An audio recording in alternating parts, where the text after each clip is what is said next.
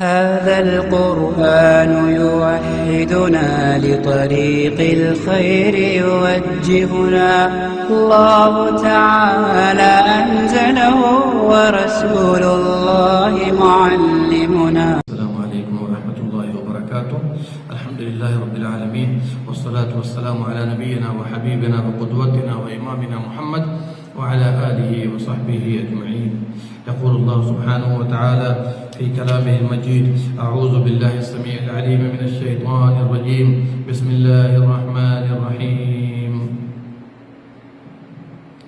إنا أعطيناك الكوثر فصل لربك وانحر إن شانئك هو الأبتر. میرے بھائیو دوستو، آئیے اختصار کے ساتھ ہم آپ کے سامنے سورۃ الکوثر کی تفسیر و توضیح پیش کر دیں اور اس سے جو فوائد حاصل ہوتے ہیں اس کو اپنی زندگی میں اللہ سبحانہ و تعالی ہم سب کو اتارنے کی توفیق دے. آمین یا رب العالمین. سورۃ الکوثر قرآن کریم کی سب سے چھوٹی سورت ہے. یہ جمہور مفسرین اور علماء کے نزدیک مکی صورت ہے اور بعض مفسرین کے نزدیک یہ صورت مدینے میں نازل ہوئی. حسن، اکرمہ، قتادہ اور مجاہد کے نزدیک یہ کہاں نازل ہوئی؟ مدینے میں نازل ہوئی. لیکن جمہور اہل علم، اکثر اہل علم کے نزدیک مکے میں نازل ہوئی، یعنی مکی صورت ہے. اس کے اندر 3 آیتیں ہیں: انا اعطیناک الکوثر فصل لربک وانحر ان شانئک هو الابتر. اس کے اندر 10 کلمات ہیں. کلمہ جو ایک حرف سے زیادہ کا بنا ہو، جیسے انا ایک کلمہ، اعطینا ایک کلمہ، اس طرح سے. اور اس کے اندر 42 حروف ہیں. کتنے حروف ہیں؟ 42. اور بعض کے نزدیک 43 حروف ہیں. اس صورت کا موضوع کیا ہے؟ موضوع یہ ہے کہ نبی صلی اللہ علیہ وسلم کی تائید ہو، ان کو مدد حاصل ہو اللہ سبحانہ و تعالیٰ کی، ان کی ہمت افزائی ہو، اور کفار و مشرکین ان کے خلاف جو سازشیں کر رہے ہیں اور آپ پر جو طعن و تشنیع کر رہے ہیں، اللہ رب العالمین نے تمام کے پول کو کھول کر رکھ دیا اور آپ کی مدد کا وعدہ کیا ہے. دیکھیے، چھوٹی سی صورت ہے جس میں 10 کلمات ہیں، 3 آیتیں ہیں، اس کے باوجود یہ صورت معجزہ ہے. اور یہی نہیں بلکہ اللہ سبحانہ و تعالیٰ کا ایک ایک کلمہ معجزہ ہے. ایک ایک حرف جو قرآن میں موجود ہے وہ معجزہ ہے. کیوں؟ اس لیے کہ اللہ تعالیٰ نے جو حرف قرآن میں جس مقام پر جہاں دیا ہے، اللہ اکبر، وہ معجزہ ہے اور اس کے بدلے میں کوئی دوسرا حرف چل نہیں سکتا ہے. اور مشرکین کو اللہ تعالیٰ نے چیلنج کیا ہے کہ اس جیسا کلام لے کر کے آ جائے. تفصیل میں نہیں جاؤں گا. قرآن اس صورت کے اندر 10 کلمات ہیں. اس صورت میں 10 کلمات ہیں. اور حیرت والی بات یہ ہے کہ جو پہلی آیت ہے انا اعطیناک الکوثر، اگر اس کے حروف کو جو بغیر تکرار کے حروف وارد ہوئے ہیں اس میں بھی 10 حرف ہیں. دوسری آیت میں بھی جو حروف وارد ہیں بغیر تکرار کے وہ بھی 10 ہیں. اور تیسری آیت میں بھی جو بغیر تکرار کے حروف وارد ہیں وہ بھی 10 ہیں. اور جس کو ایک ہی مرتبہ ذکر کیا گیا، بار بار نہیں پیش کیا گیا، وہ بھی 10 حروف ہیں. اللہ اکبر. سورت کا اندازہ لگائیے کتنی چھوٹی سورت ہوتے ہوئے جامع ہے اور اللہ کی طرف سے ہے. اور اللہ کے کلام میں اتنی ساری موتیاں پائی جاتی ہیں، اتنے سارے اعجاز پائے جاتے ہیں کہ بندہ غور بھی نہیں کر سکتا ہے. جبکہ نبی صلی اللہ علیہ وسلم امی تھے، لکھنا پڑھنا نہیں جانتے تھے. کیا وہ اپنی طرف سے ایسا کلام لا کر پیش کیے؟ نہیں، بلکہ اللہ سبحانہ و تعالیٰ نے نازل فرمایا. چلیے، یہ سورۃ الکوثر، اس کو سورۃ العطا کہا جاتا ہے کہ اللہ سبحانہ و تعالیٰ نے اس میں جو کچھ بھی نعمتوں کا تذکرہ کیا ہے یہ آپ کو عطا کر دیا ہے. اللہ تعالیٰ کا گفٹ ہے انا اعطیناک الکوثر. اور صرف ایک ہی صورت میں اللہ سبحانہ و تعالیٰ نے اپنی عطا اور نوازش کا اور نعمتوں کا جو محمد صلی اللہ علیہ وسلم پر فرمایا ہے بیان نہیں کیا، بلکہ عطا والی صورتیں سورۃ القلم بھی ہیں، سورۃ الضحیٰ بھی ہیں، سورۃ الکوثر ہے، سورۃ الشرح. ان 4 صورتوں میں اللہ سبحانہ و تعالیٰ نے عطاؤں کا تذکرہ کیا ہے، اپنی نعمتوں کا اور اپنے گفٹ کا تذکرہ کیا ہے. اگر آپ غور کریں گے تو ان صورتوں کی ترتیب قرآن میں وہی ہے جو نزول کے اعتبار سے بھی ترتیب ہے، نازل ہونے کے اعتبار سے. پہلے سورۃ القلم ہے، پھر سورۃ الضحیٰ ہے، پھر سورہ علم نشرح ہے، پھر اس کے بعد سورۃ الکوثر ہے۔ قلم کے اندر سورۃ القلم میں اللہ نے کیا فرمایا؟ وَإِنَّ لَكَ لَأَجْرًا غَيْرَ مَمْنُونٍ، آپ کے لیے وہ بدلہ ہے جو ختم ہونے والا نہیں۔ چلیے سورۃ الضحیٰ میں کیا فرمایا؟ وَلَسَوْفَ يُعْطِيكَ رَبُّكَ فَتَرْضَىٰ، اللہ تعالیٰ آپ کا رب آپ کو قریب ہی وہ دینے والا ہے جس سے آپ خوش ہو جائیں گے۔ اس کے بعد ان نعمتوں میں سے تین کا تذکرہ علم نشرح کے اندر کیا، علم نشرح لک صدرک ووضعنا عنک وزرک، اور تیسری نعمت الذی ورفعنا لک ذکرک، کیا فرمایا؟ ورفعنا لک ذکرک، تین نعمتوں کا تذکرہ کیا۔ اور سورۃ الکوثر میں کیا فرمایا؟ انا اعطیناک الکوثر۔ ایک مثال دے کر میں آپ کو سمجھاتا ہوں۔ ایک آدمی مالدار ہے، اور حالانکہ اللہ تعالیٰ ہر مثال سے اوپر ہے، لیکن سمجھنے کے لیے کسی لیبر کو اپنے یہاں گھر میں کام کرنے کے لیے رکھا، اور اس کو پہلے ہی کہہ دیا اتنا دوں گا کہ تم خوش ہو جاؤ گے، یا اتنا دوں گا بہت زیادہ تمہیں دے دوں گا، شارٹ میں کہہ دیجئے بہت زیادہ دے دوں گا۔ تو یہ ایسے ہی ہے جیسے وَإِنَّ لَكَ لَأَجْرًا غَيْرَ مَمْنُونٍ۔ پھر اس کے بعد جب اس نے کام شروع کیا تو شروع کرتے ہی کہہ دیا گیا کہ اتنا تم کو ملے گا کہ تم خوش ہو جاؤ گے۔ پھر اس کے بعد جب کام ختم کر دیا اور اتنا دے دیا کہ اسے بولنے کی کوئی جرأت نہیں، تو کہہ دیا کہ دیکھو ہم نے تم کو تو بہت دے دیا، اور تمہاری جتنی خواہش، تمہاری جتنی تمنائیں تھی اس سے زیادہ ہم نے دے دیا ہے، بہت دے دیا ہے۔ یہی انداز ہے اللہ سبحانہ و تعالیٰ کا سورۃ القلم میں، سورۃ الضحیٰ میں اور سورۃ الکوثر کے اندر۔ چلیے چونکہ وقت نہیں ہے چلتے ہیں۔ انا اعطیناک الکوثر، انا بے شک ہم، یہ تعظیم کے لیے ہے۔ اللہ سبحانہ و تعالیٰ جب اپنی نعمتوں کو بندوں کے سامنے پیش کرتا ہے، اپنی نعمتیں شمار کراتا ہے، اپنی نعمتوں کا احساس دلاتا ہے، وہاں پر تعظیم کے لیے استعمال کیا جاتا ہے۔ اللہ تعالیٰ جب بھی پیدا کرتا ہے، مارتا ہے، ربوبیت کا تذکرہ کرتا ہے، نعمتوں کو گناتا ہے، احساس دلاتا ہے، تو وہاں پر تعظیم کا لفظ لاتا ہے۔ انا، لہذا ہمیں بھی اپنی لکھائی میں، اپنی بول میں ہمیں چاہیے کہ اللہ کی تعظیم کریں، اور یہی نیک لوگوں کا طریقہ ہے کہ اللہ سبحانہ و تعالیٰ کی تعظیم اور اس کا ادب بحال رکھا جائے۔ آپ دیکھ لیجئے سورہ فاتحہ کے اندر کس طریقے سے اللہ سبحانہ و تعالیٰ نے اپنی نعمتوں کو شمار فرمایا ہے، اللہ تعالیٰ نے اپنی بڑائی کو ذکر کیا ہے، تو کیا کہا؟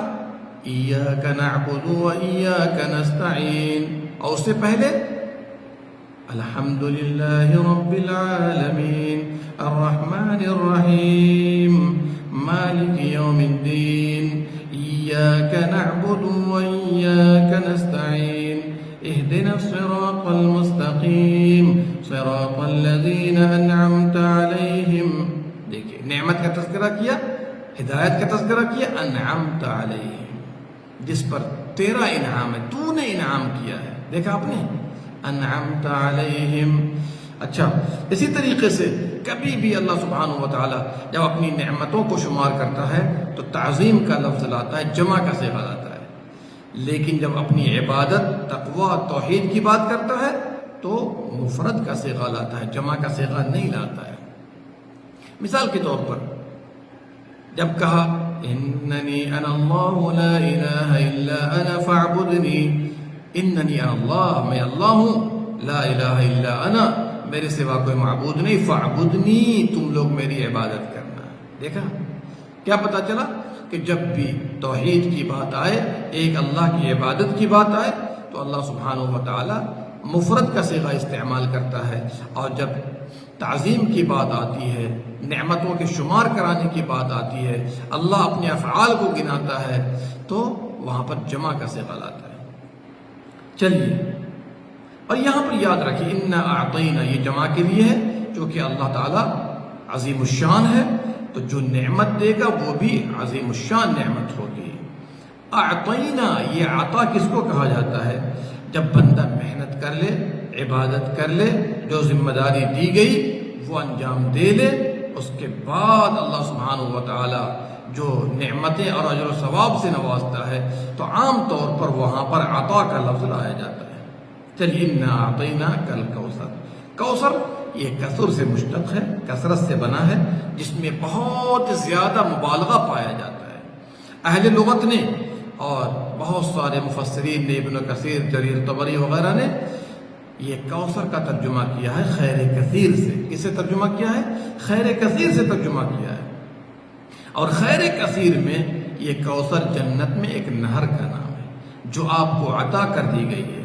انس رضی اللہ عنہ فرماتے ہیں ایک دفعہ آپ صلی اللہ علیہ وسلم کو اونگ آ گئی، اٹھے تو تبسم فرمایا اور تبسم مسکرانے کی وجہ بتائی کہ ابھی ابھی مجھ پر ایک سورت نازل ہوئی ہے. پھر یہی سورت کوثر کی تلاوت فرمائی اور فرمایا جانتے ہو کوثر کیا ہے؟ صحابہ نے عرض کیا اللہ اور اس کا رسول بہتر جانتے ہیں. فرمایا وہ نہر ہے. کوثر وہ ایک نہر ہے جو اللہ نے مجھے جنت میں عطا فرما دی ہے. سبحان اللہ. غور کیجیے، رسول اللہ صلی اللہ علیہ وسلم نے معراج والے قصے میں فرمایا میں ایک نہر پر پہنچا جس کے دونوں کناروں پر خولدار موتیوں کے ڈیرے لگے ہوئے تھے. میں نے جبریل سے پوچھا یہ نہر کیسی ہے؟ جواب ملا یہ کوثر ہے. یہ کوثر ہے جو اللہ نے آپ کو عطا کر دی ہے. رواہ البخاری. ایک دوسری روایت میں بخاری کے اندر ہے وہاں ستاروں کی تعداد جتنے آپ خورے رکھے ہوئے ہیں. ایک روایت میں ہے اس کی مٹی مشک سے زیادہ خوشبودار ہے. اللہ اکبر. اللہ ہم سب کو اہل جنت میں سے بنائے. اور ایک روایت میں مسند امام احمد کے اندر ہے کہ اس کی مٹی مشک سے زیادہ پاکیزہ ہے، اس کا پانی شہد سے زیادہ میٹھا ہے اور برف سے زیادہ سفید ہے. رواہ احمد. اور جو ایک مرتبہ پی لے گا کبھی دوبارہ پیاسا نہ ہوگا.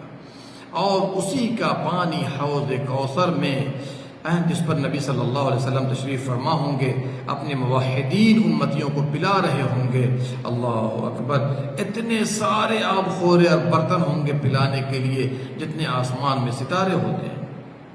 تو اس کی پرنالی کہاں سے آ رہی ہوگی؟ کوثر نہر سے. حوض کوثر میں پانی گر رہا ہوگا جو ایک بار پی لے گا دوبارہ کبھی پیاسا نہ ہوگا. تو میرے بھائیو یہ ہے انا اعطیناک الکوثر. اور خیر کثیر میں کثرت امت بھی ہے، قرآن ہے، اسلام ہے. اللہ تعالیٰ نے آپ کا ذکر خیر بلند کر دیا ہے. اللہ تعالیٰ نے آپ کی معنوی اتنی ساری اولاد بنا دی ہے کہ پوری امت کے لوگ جو بھی عمل کریں گے آپ کو اس کا اجر ملے گا. تو یہ ساری چیزیں جو بطور عظمت اللہ نے اسلام میں بیان کی ہیں سب خیر کثیر ہے. اور اللہ سبحانہ و تعالیٰ نے دنیا میں بھی آپ کو کامیاب کیا، آخرت میں بھی آپ کو کامیاب کرے گا اور جنت الفردوس میں سب سے اعلیٰ مقام آپ کو عطا فرمائے گا. یہ سب خیر کثیر میں داخل ہے. انا اعطیناک الکوثر. آئیے چلتے پھرتے ہم آپ کو بتلا دیں کہ اس سورت کا شان نزول اور سبب نزول کیا ہے تاکہ آگے کا موضوع انشاءاللہ واضح ہو جائے گا.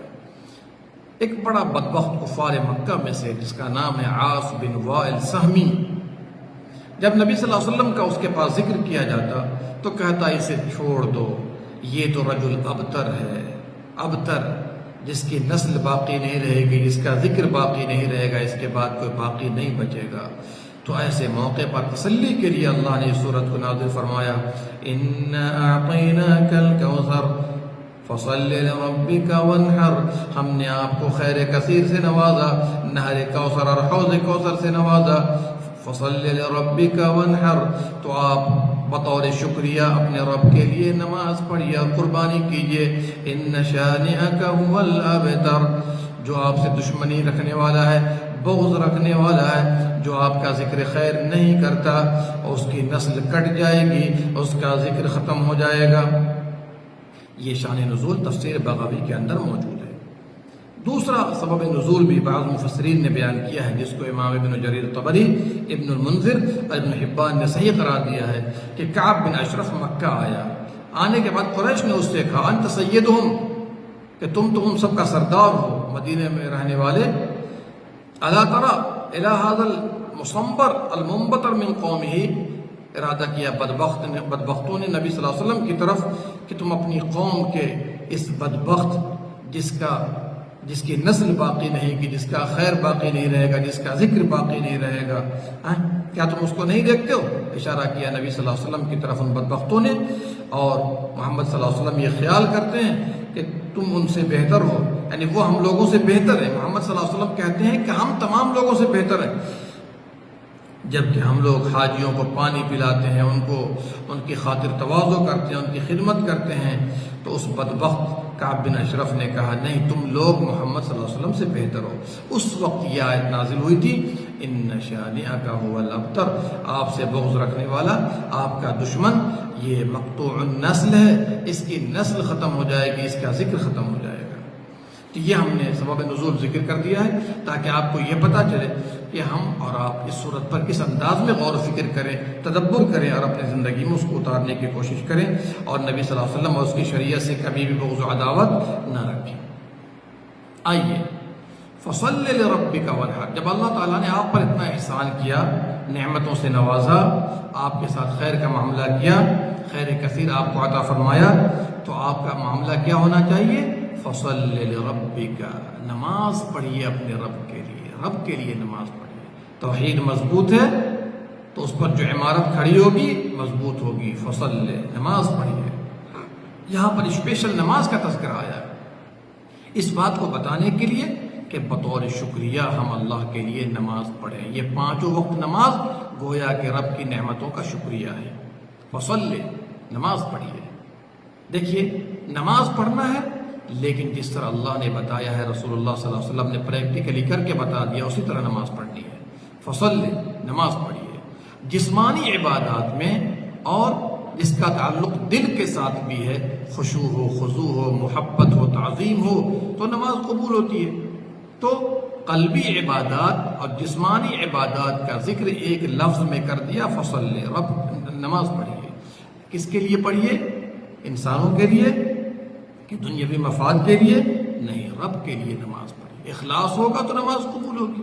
اخلاص نہیں ہے، للہیت نہیں ہے، رب کے لیے نہیں ہے، کوئی اور مقصد ہے، تو اللہ نمازوں کو رد کر دیتا ہے۔ لربک کہا، للہ نہیں کہا، اس لیے کہ جو اللہ آپ کی تربیت کر رہا ہے، جس نے آپ کو پالا ہے، جس نے آپ کو تربیتوں سے نوازا ہے، نعمتوں سے نوازا ہے، اس کے لیے نماز پڑھیے۔ کہنے والا کہہ سکتا ہے ہم کیوں نماز پڑھیں؟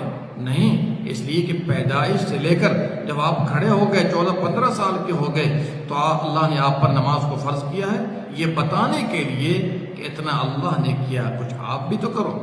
اور اسی لیے نبی صلی اللہ علیہ وسلم نے فرمایا، افلا اکون عبدا شکورا، کیا میں اپنے رب کا شکر گزار بندہ نہ بنوں؟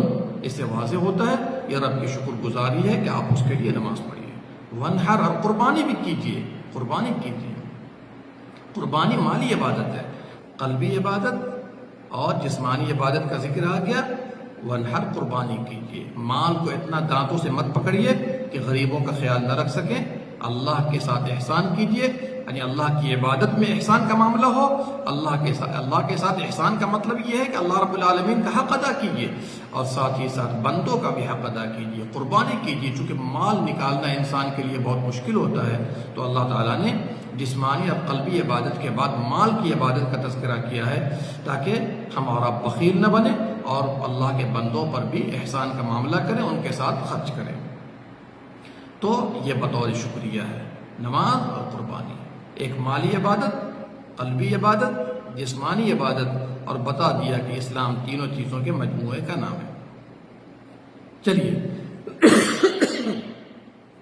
ان شانئک هو الابتر، جو آپ سے بغض رکھے گا اس کی جڑ کٹ جائے گی، اس کی نسل ختم ہو جائے گی، اس کا ذکر خیر باقی نہیں رہے گا۔ کیا پتہ چلا کہ جو بھی پیغمبر اسلام کے ساتھ دشمنی کرے گا، دنیا میں یہ مصیبت میں رہے گا، آخرت میں مصیبت میں رہے گا۔ دیکھا نا آپ نے، ابو جہل نے کیا، ابو لہب نے کیا، عاص بن وائل سامی نے کیا، اور بڑے بڑے کفار نے کیا، ان کا حشر کیا ہوا؟ آج کوئی نام لینے والا نہیں۔ اور ہمارے نبی صلی اللہ علیہ وسلم کے بارے میں تو فرما دیا، وَرَفَعْنَا لَكَ ذِكْرَكَ، ہم نے آپ کے ذکر کو بہت بلند کر دیا۔ جی، مؤذن اذان کہتا ہے آپ کے نام سے، اشہد ان محمد رسول اللہ، اقامت ہو، خطبہ ہو، اس طریقے سے برابر آپ کا نام 24 گھنٹے جاری رہتا ہے۔ یہاں پر ایک پوائنٹ اور دینا چاہتا ہوں آپ کو کہ دیکھیے، غور کیجیے، اس صورت کے اندر اللہ تعالیٰ نے تینوں زمانوں کا تذکرہ کیا۔ تینوں زمانوں کا، ایک تو ماضی ہے، ایک حال ہے، ایک مستقبل ہے۔ انا اعطیناک الکوثر، لوگ آپ کو تنگ کر رہے ہیں، لوگ آپ کو پریشان کر رہے ہیں، لوگ آپ کے پیچھے پڑے ہیں، آپ کی دعوت کے پیچھے پڑے ہیں، کوئی بات نہیں، افسوس مت کیجیے۔ انا اعطیناک الکوثر، ماضی پر افسوس کرنے کی ضرورت نہیں، یہ سلسلہ ختم ہو جائے گا۔ انا اعطیناک الکوثر، بات سمجھ میں آ گئی؟ تو زمانہ ماضی کے ساتھ ہر مسلمان کو کیسا معاملہ کرنا ہے؟ ٹھیک ہے، ہم سے بھی بھول چوک ہو گئی، لوگوں سے بھی بھول چوک ہوئی، اس کو بھول جائیں، اس کو رفع دفع کریں، اس کے پیچھے پڑنے کی ضرورت نہیں ہے اور اپنے دماغ کو خراب کرنے کی ضرورت نہیں ہے۔ ماضی کے ساتھ معاملہ، انا اعطیناک الکوثر، اللہ تعالیٰ نے آپ کو بے انتہا نعمتوں سے نوازا ہے، خیر کثیر سے نوازا ہے۔ آپ لوگ آپ کے ساتھ اگر کوئی برا معاملہ ماضی میں کر جاتے ہیں تو کوئی پریشانی کی بات نہیں، افسوس کرنے کی بات نہیں، بھلا دیجیے۔ حال میں کیا کرنا ہے؟ عمل کرنا ہے، محنت کرنی ہے، جد و جہد کرنا ہے، عبادت کرنی ہے، اللہ کو یاد کرنا ہے، اللہ کے لیے قربانی پیش کرنی ہے۔ فصلی لربک وانحر۔ بعض مفسرین نے یہاں پر صلاۃ سے مراد بقرعید کی نماز لیا، عید الاضحیٰ کی نماز لیا ہے، اور وانحر سے مراد 10 تاریخ کو اور اس کے بعد قربانی کرنا لیا ہے۔ جی، اور بھی اقوال موجود ہیں، اور بھی تفاسیر موجود ہیں کہ صلاۃ سے مراد یہ ہے سینے پر ہاتھ باندھنا، اور صلاۃ سے مراد نماز ہے، وانحر سے مراد سینے پر ہاتھ باندھنا۔ اس کے علاوہ اور بھی اقوال موجود ہیں۔ ان شانئک هو الابتر، تو ہم نے ماضی میں دوسروں کے ساتھ کیسا معاملہ کرنا ہے وہ سیکھ لیا، اور اپنے آپ کے ساتھ بھی مضارع میں، حال میں مضارع سے حال لے لیجیے، حال میں، حاضر میں کیا معاملہ کرنا ہے؟ جو اللہ نے وقت دیا ہے اس میں عمل کرتے جائیے، تھکیے مت، پریشان مت ہوئیے۔ ان شانئک هو الابتر، مستقبل میں جو آپ کے دشمن ہیں وہ سب ختم ہو جائیں گے، ان کی جڑ ختم ہو جائے گی، نسل ختم ہو جائے گی، ذکر باقی نہیں رہے گا۔ تو مستقبل کے ساتھ اچھی امید رکھنی ہے۔ ماضی میں لوگوں کی غلطیوں کو معاف کر دیجئے، حال میں عمل کرتے رہیے، مستقبل میں اچھی امید رکھیے۔ جب عمل کریں گے تو مستقبل میں اچھی امید رکھیے گا، نیک بنیں گے، نیک عمل بجا لائیں گے تو مستقبل میں اللہ تعالیٰ آپ کے ساتھ بہتر سے بہتر معاملہ کرے گا۔ یہ ہم نے اختصار کے ساتھ آپ کو پیش کر دیا۔ اگر تفصیل سے اس صورت کی تفسیر پیش کی جائے تو بہت زیادہ وقت درکار ہے۔ اللہ سبحانہ و تعالی ہم سب کو اس صورت کو سمجھنے، اس صورت پر عمل کرنے کی توفیق دے، آمین یا رب العالمین۔